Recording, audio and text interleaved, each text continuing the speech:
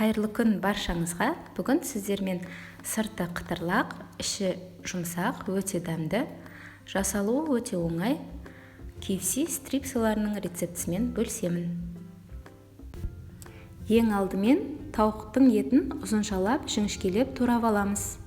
Қуырған кезде тез пісетіндей. Менде бір тауықтың төс еті. Рецепт өте қарапайым, өте оңай дайындалады. Ең маңыздысы тауық етінің маринады. Маринад үшін сіз өзіңіз қалаған кез келген дәмдеуішті қолдансаңыз болады. Видеодағыдай барлығын турап дайындап аламыз. Енді маринадқа кірісеміз. Сұйық май құямыз. Сұйық майды аз қосып қоймаңыздар, ол етке жұмсақтық береді. Соя тұздығын қостым. Қара бұрыш, тұз, татымына қарай. Қалауларыңызша паприка қоссаңыздар да болады. Куркума тауық етімен жақсы үйлеседі.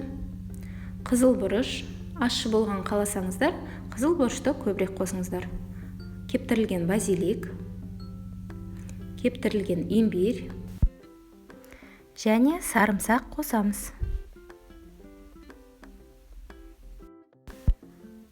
Бәрін араластырып, үстіне 1 стакан су құйып, жақсылап араластырып, бетін жауып, 1-2 сағатқа маринадтап қоямыз. Неғұрлым ұзақ маринадталса, етіңіз соғұрлым дәмді болады.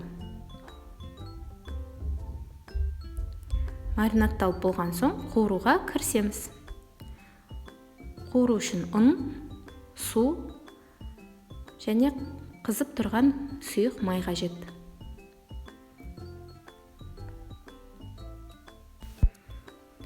Май құйылған ыдысыңызға сиятындай тауықтың бірнеше бөлігін, мен 5-6 бөлігін алдым, жақсылап ұнға салып аунатып аламыз. Барлық жеріне ұн тиетіндей.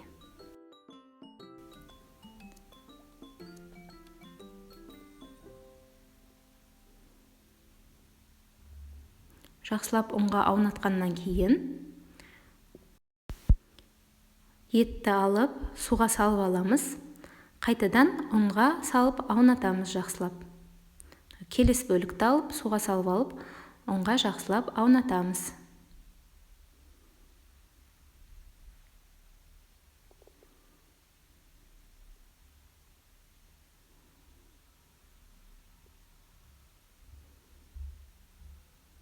Сосын кішкене ұнын қағып, майға салып, қызып тұрған майға қуырып аламыз.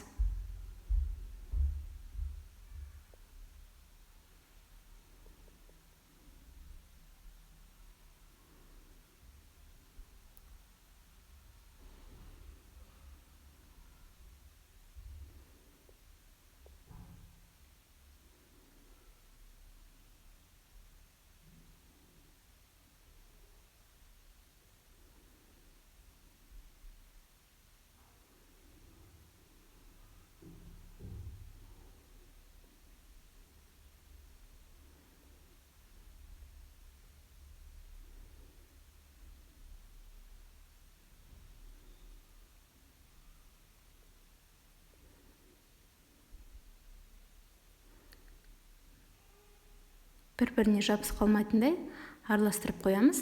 Тәрелкемізге осылай салфетканы төсеп қоямыз, дайындап, май сорғитындай. 5-10 минутта отыңызға қарай тауық еті дайын болады. Сүзіп алып салфеткаге.